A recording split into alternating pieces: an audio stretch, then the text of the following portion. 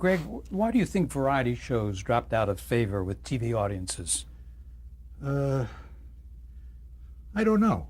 I really don't know. I really, really don't know. Probably too many of them around at one time. I mean, when we were on, we had Andy Williams and Flip Wilson, and the cute girl over at CBS, Carol Burnett, of course. And God, no, I mean, there were so many of them. Every week, every day, every night of the week, there was another variety show, and the same group of guest stars. It was like the early days of the Tonight Show against another show that was opposite them. If you didn't see the guest stars on one show, you'd see them on another, and it was the same type of thing over and over and over again. The difference, of course, was the fact that Dean was doing a variety show that was, in fact, a live television show with all the mistakes and the goofs and everything else that were, in it. And unlike anybody else that was on the air in Variety in that form, you just looked at him and you said, he's having a good time. Nobody else was having a good time. Everybody else was so concerned about, do we do this perfectly? Is that sketch right? Is this working? Are the lights right? Are the cameras right? I mean, we used to do numbers, and the boom used to be in the shot. And somebody go, the boom is in the shot. I said, they're looking at the boom instead of listening to the joke. We're in a lot of trouble. How did you come about getting that directing job? With Dean? Yeah. 1962, 3, 4 in there somewhere. 62, 3, I guess.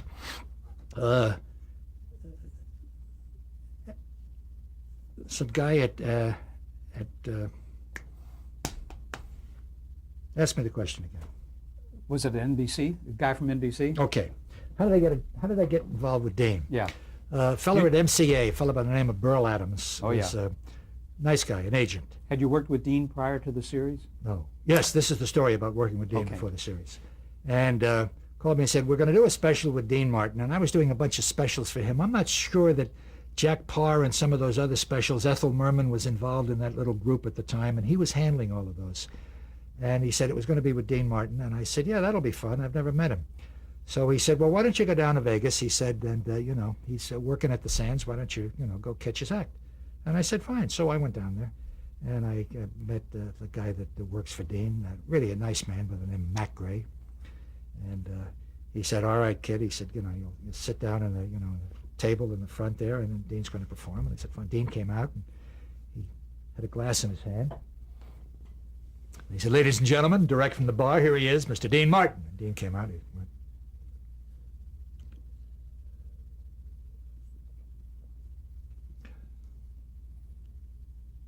and he just smiled. He didn't say anything. And the more he looked around at the audience and smiled and looked like this, the more they started to laugh. And I'm laughing. And he finally looks at the audience and he goes, how long have I been on?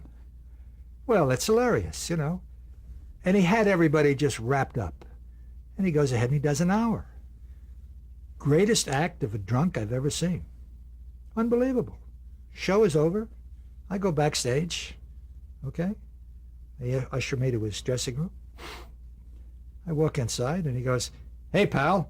He says, I'm Dean Martin. And I looked at him, and I went, it was an act. And he said, gotcha, huh? I thought he was drunk. And he was beautiful. So he went ahead, and we do the show. Now it became a little game. He'd say to me, what time am I going to be finished today? And I'd say, 3 o'clock.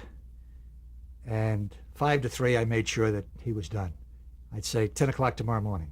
He'd say, you got it. And you could look at your watch. And as that little button went up there to number 10, door opened, and then he walked. He looked at me, and he went, what time today? I said, I don't know. How about 2? He says, you got it. And it became a game once again. 2 o'clock, he was gone. That was it. Cleared him. We went ahead, we did the show. I forgot who was on it. A lot of nice guys. And it was kind of a fun show, and that was the end of it. Next case, over. Never saw him again. 2 years. What? I'm sorry, did he rehearse his musical numbers for you? Yeah, and all that's that? it. Yeah, that's it. And it was over. 2 years later, NBC decides that they want to do a weekly variety show with Dean Martin. Now they need a producer. But before they decide that they're going to hire a producer, they're going to hire an executive producer. So they look around for an executive producer, and somebody says, there's a really nice guy that books talent up here at NBC, and he's been doing this for a long time, and he's really a nice man, and he's getting ready to retire. Why don't we make him the executive producer? Nobody says no, so automatically this man, who was really a nice guy by the name of Hal Kemp, became the executive producer. Now from this point on, everything that was done ass backwards. Everything. The first thing he did was to go out and talk to Dean about a director.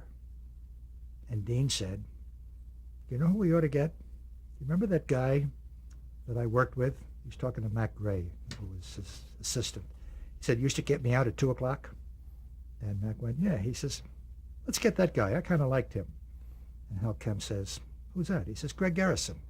He says, oh, I know Greg. He said, yeah, that'll be fine. So they hired me. Then they hired the head writer. Then they hired 2 more writers. Then they hired a choreographer. Then they hired a scenic designer. They got everybody hired. And they hadn't hired a producer yet. Then they hired a producer. This guy came in without one person that he had ever worked with before. It was terribly unfair. It really was. The guy's name was Bill Colleran. Damn good director and a producer. Did a lot of stuff through the years, including Hit Parade and shows like that. And a nice guy. Later married Lee Remick. That's right. We did 4 shows. For whatever the reason was, the executive producer was booking animal acts like Ed Sullivan, acrobats, singers who were struggling to get their name back on the charts. And Dean ended up as a pointer, like Ed Sullivan. At the end of the 4th week, the show was like number 85. The producer was fired. They were now looking for another producer. And for the next 5 weeks, they looked for another producer. Meanwhile, I was doing it. And after 5 weeks, they came up with 5 or 6 names. They had a meeting with Dean, and they said, here are the 5 guys that we would like you to talk to about, being the producer of the show. And he said, what are you talking about, pal? What's wrong with Greg? And they said, well, you can't have a producer and a director doing the, an hour variety show every week. And Dean says, well, what the hell do you think he's been doing, pal, for the last 5 weeks? And that was it. I became the producer of the show and the director. And during that 5-week period, we got rid of all the animal acts, all the acrobats. We started putting in sketches. We started catering the show to what Dean's strengths were. Did you change writers? Brought in a couple of new writers. And some of the writers that were there were really, really very upset about some of the introductions that they were doing to monkey acts. And truly, we had monkey acts. We had Birth of the Elephant. Now, Birth of the Elephant is wonderful if you're going to be on Sunday afternoon at 3 o'clock or 7 o'clock, but not 10 o'clock on a Thursday night. Because those kids that are going to watch Bertha are fast asleep. And then we became, the top show on the air for many, many years. Mr. Kemp left after about 2 years. He retired. And after the first year, Dean came to me and he said, listen, he said, I really like the way things are going. He said, I'd like you to have a piece of the show. And I said, gee, that's great. So he gave me 10%. Second year, he gave me another piece that was 20. By the end of the 5th year, I was his 50-50 partner. At the 6th year, he said to me, how about another 10%? And I said, Dean, I'm your 50-50 partner now. He says, yeah, pal. He says, but you're here 7 days a week, and I only show up once. I said, Dean, 50-50 is good enough for me. And I got to tell you something. That whole deal was a handshake. There never was a piece of paper, ever, that existed between us. Not in the next 30-some-odd years, because we're still partners as far as I'm concerned. We've got shows in rerun. We've got shows that are being sold to the cable system. The Dean Martin Family Trust Fund, estate, still gets 50% of everything that comes in. Because that was my deal with him, dead or alive. It was all on a handshake. And that's the way it was. And every deal that I ever made after that was done exactly the same way with every performer that I ever worked with. I said, you got Dean's deal. Is that good enough? And they said, that's fine. Dean never knew how much money we made. He never knew how much money he made. When we sold the show to NBC, we ended up with RCA stock. I also wanted the negatives, so I negotiated for the negative rights to all the shows. Dean was the largest individual stockholder of RCA stock in the world. We're not talking about big corporations that own, hundreds of thousands of shares. We're talking about an individual. We used to get phone calls from the chairman of the board of RCA and saying, listen, how does Dean feel about voting on such and such an issue? And we said, well, we'll let you know. We never told Dean about it, ever. And funny story about Dean's manager, really a nice guy. He's been with him forever and is now really the executive of the state, Mort Viner. Mort Viner, yeah. Yeah.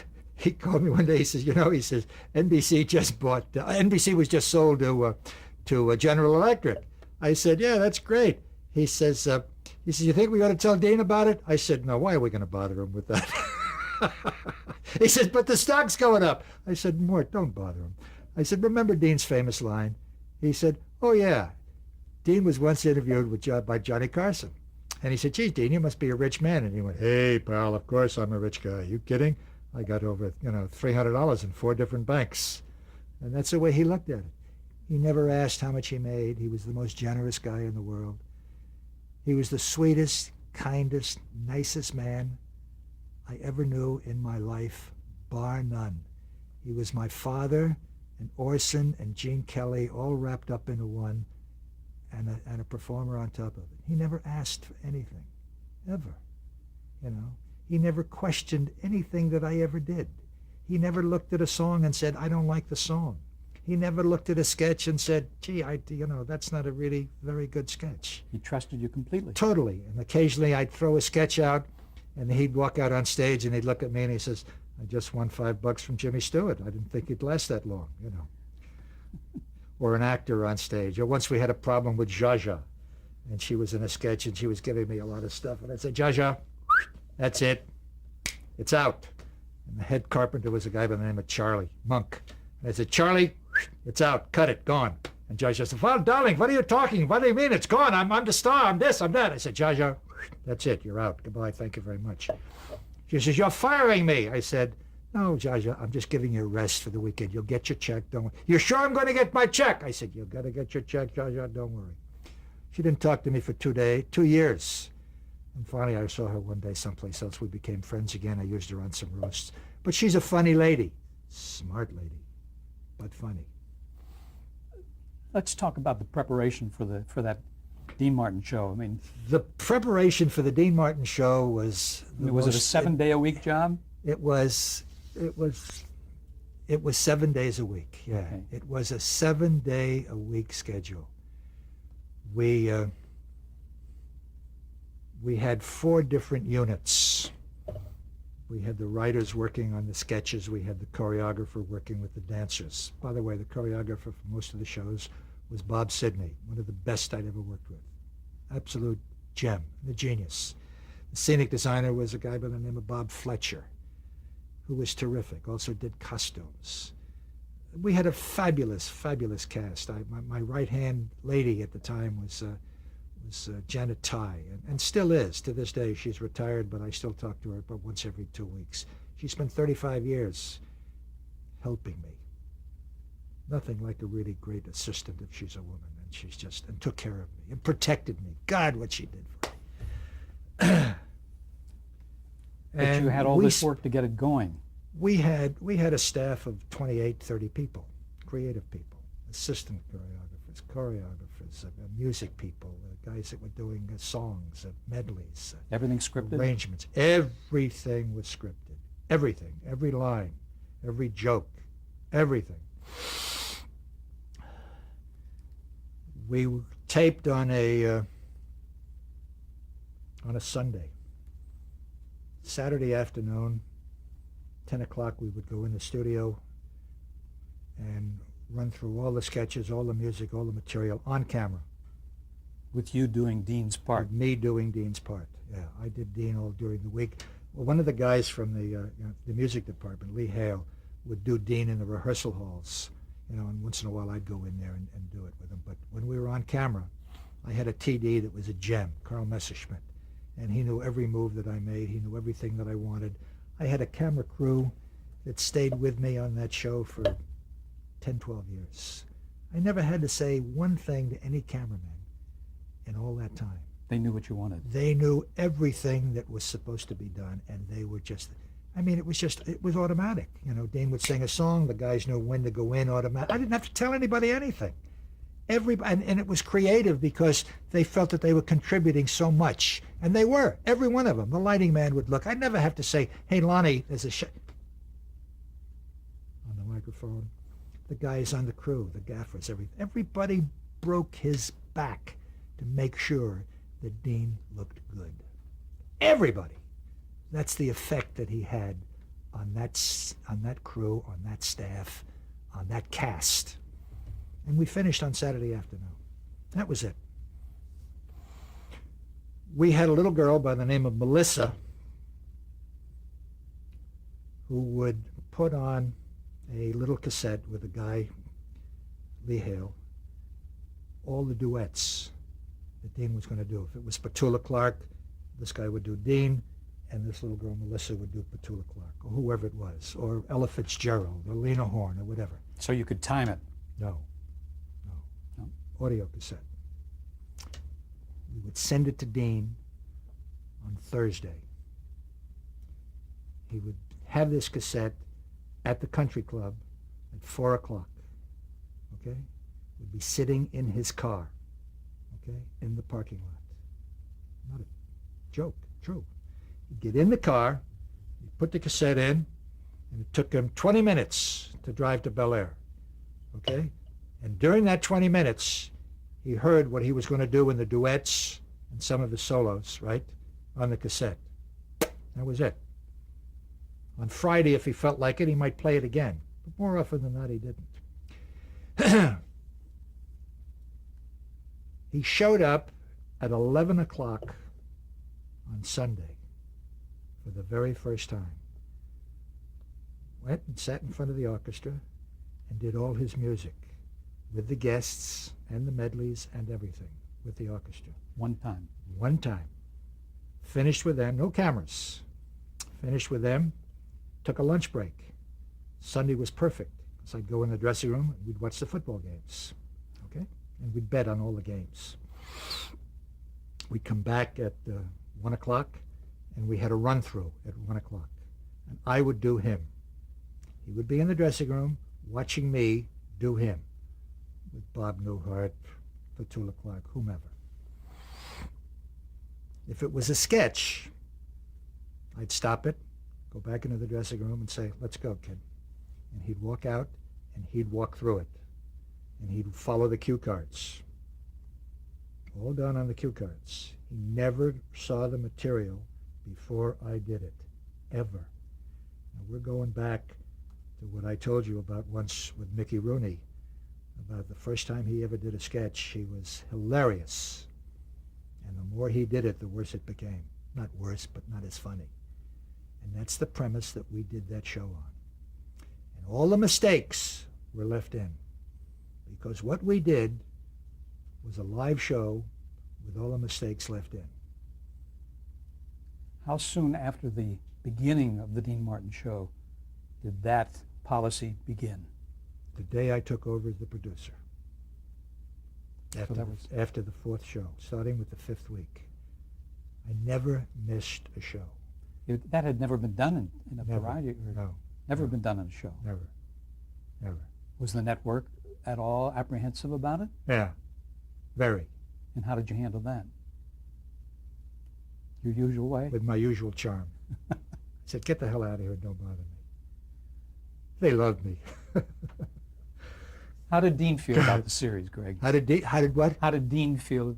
How did he like the series? Was he happy with it? He trusted me, totally. And I knew that from the beginning. Total trust. Did he take it serious? The music he did. He did the music. We never let a bad note go by, or the orchestra ahead of him or behind him or whatever. That we redid. He never asked. What about the sketches? Did he ad-lib? No, but there were some ad-libs and sketches. He stayed with it, but it was his attitude. You were watching him and you're saying to yourself, he's having a good time. He's really not, he's really not paying attention. I don't think he's ever rehearsed this before. And then, of course, the word got out. And all you have to do is have one audience there of 350 people who finish and walk off and tell 350 more people, who go tell 350 more people, who get that stuff in the newspapers, and then the whole world knows that he's either slightly drunk, which of course he wasn't, and he's having such a good time with the girls, which of course he wasn't. And that's how we did it. We had a group of girls who were absolutely sensational. Not the Gold Digger group with the Dingaling sisters, but the regular dancers on the show were just great, great girls. And during each program, when he was working with the girls, one or two of them, and he never knew which one it was, would always come up behind him while we were doing something. And this was on the air, and give him a little goose, and he'd go, yes, nice. and he handled it with such charm and such dignity. And the girls just loved it because he never knew which one it was. It was a running gag. It was a running, and they used to take turns doing it. Oh God, we had such great time, and the guests had a good time. You can never ever interview a guest ever, I don't care who it was, on a Dean Martin show that couldn't look you right in the eye and say, I really had a good time. Up to and including Jimmy Stewart. Yeah. The Jimmy Stewart story is one of the truly great stories, but I can't tell it here. But it was a great. You'll tell us off camera. I'll tell it to you. How about the regulars on the show? You had Marty Feldman, Charles Nelson Well, Riley. I did a series in England with Marty Feldman, and I liked him, so I brought him over here, and we did a half a dozen shows with him. He was very good. And he worked mostly alone, but a couple of places I put him in with Dean. But mostly I had a group of guys that were just absolutely brilliant. Paul Lynde, Charles Nelson Riley, and of course Dom DeLuise. And we did sketches with them with Dean all the time. And they were great because they could move with the punches and his approach to everything. You had Frank Sinatra Jr. on the show at some point. I had Frank Sinatra Jr. on a summer series. We, at one point, we were doing 39 shows a year, 39-hour shows a year. We owned the time period, so we now had, 39? What do we have to get to 52? 13 weeks?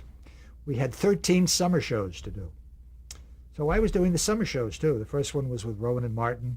We had a Gold Digger, 2 or 3 Gold Digger shows on the air. We had a Marty Feldman series on the air. We had, a bunch of series on the air during the summer. But it was fun. At one point, for 2 years, during a 2-year period, I did, kind of insane, I did each year 39 Dean Martin shows, 13 summer shows, 26 Gold Digger shows, 26 Jonathan Winter shows, and 26 Marty Feldman shows, all during the same year. And we did it for 2 years in a row. We ground them out. Incredible. But we used to shoot sometimes 2 Martin shows at a time. Was he agreeable to doing that? As long as he got home early. Yep. It was easy. So this whole spontaneity really contributed to the success of the show, because in February of '67, I think it was, you were the #1 series on television. Yeah. And anything beyond the spontaneity that you attribute the success to? The man. Dean, of course, yes. The man. The man is what made it work. You see, Dean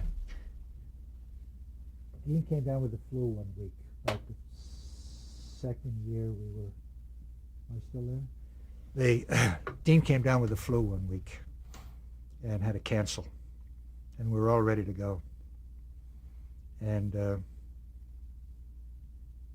now let's start all over again. That's not the story. It's okay. Let's talk, though, about but I'll tell you the story. Okay. I want to tell the story. Let me get my thoughts together on the story. Do it. Okay. Dean's driver called and said Dean had a personal thing he had to take care of at home, and he was going to be an hour late coming to the studio. So Jack Jones was a guest on the show that week. Nice guy, really a nice guy, cute guy, handled himself very well. I said, Jack, why don't you fill in and do Dean's part, during the rehearsal? So he did. And he was very good. And we finished the rehearsal, and the executive producer turned to me and he said, well, I think it's terrible that, Dean is showing up late. And I said, but, I said, he had a little problem at home. It was a personal thing. He said, well, he should be more professional than this. And I said, well, let me ask you a question. I said, would you rather have Dean late, every week, or would you rather have Jack Jones on time? And around that time, he and I stopped talking. It's true. That's what it was. Jack was wonderful. But you were dealing with the best there was at what he did. You got to remember that. You got to remember the charm of the man. I went out on tour once with Frank and Dean and the Gold Diggers. And the Gold Diggers opened up the show. They did about 10, 15 minutes. And the announcer said, ladies and gentlemen, Dean Martin. Dean came out and he did about 30 minutes, and the audience was very nice. They applauded. Yay, Dean, terrific, terrific. You were wonderful. Intermission. Intermission starts. It's over, rather. Ladies and gentlemen, Frank Sinatra. Frank walks out on stage. An audience of 3,000 people stand up giving him a standing ovation. He hasn't sung a song. Frank works for half an hour. And of course, he's fabulous, absolutely fabulous. He finishes, 3,000 people stand up, give him a standing ovation. Dean walks out on stage pushing a little liquor golf cart. And for the next 30 minutes, the two of them are horsing around on stage, singing and kidding around. From the very beginning, you are unaware that anyone is on that stage but Dean Martin. Frank was playing straight to Dean. Frank's not funny. Frank's will always be the greatest singer I've ever heard and a fabulous performer. But Dean is a total entertainer. Total. You were not aware that Frank was on that stage. Your eyes were focused on Dean. Every little move, every little gesture. Frank got a few laughs here and there, but everybody was just watching Dean. And I never, ever forgot that. And the television show was the same way. It didn't make any difference who the guests were. What was Dean doing? How was he reacting? Was he laughing? Hey, Pally, hey.